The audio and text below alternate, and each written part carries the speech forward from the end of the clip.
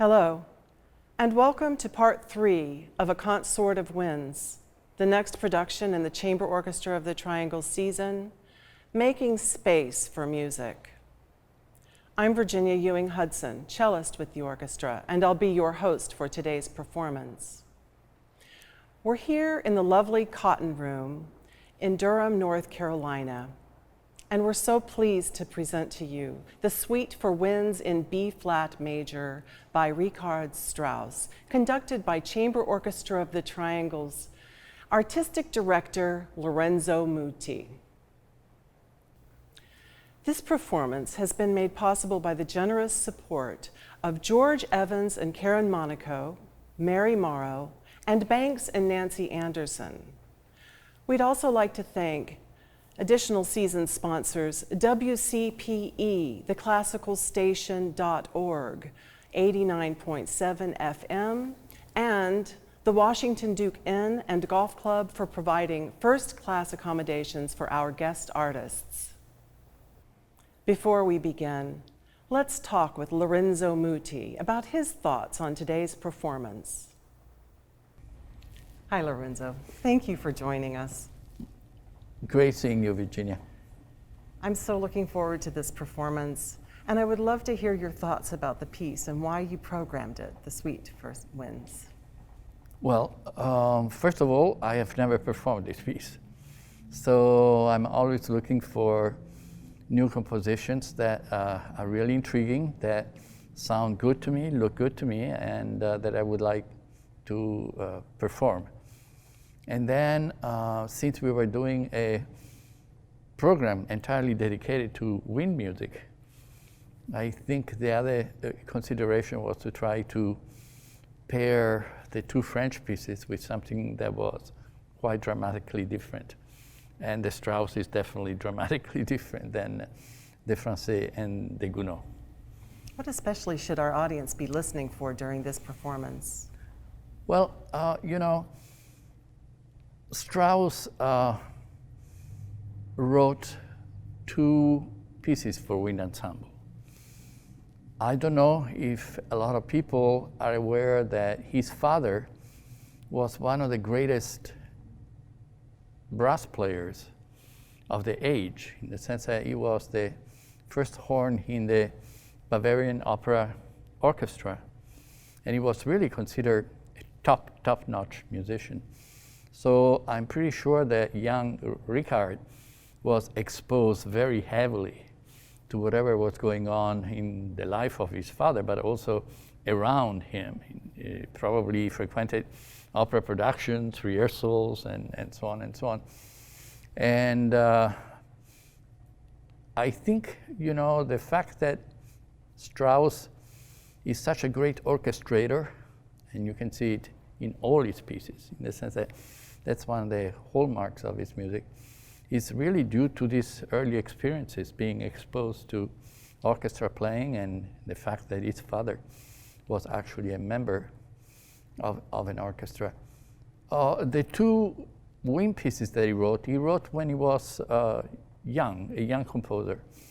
He wrote a serenade that moves very much along the lines of Mozart and Haydn. Actually, probably one of the Mozart serenade was really the stimulus for his composition.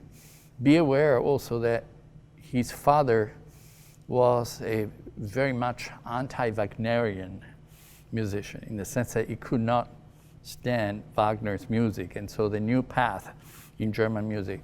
I mean, for him, the idols were Haydn, Mozart, early Beethoven.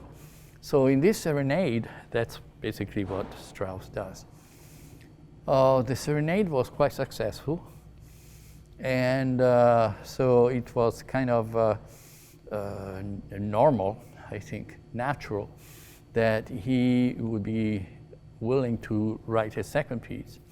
And this is the Suite in B-flat major.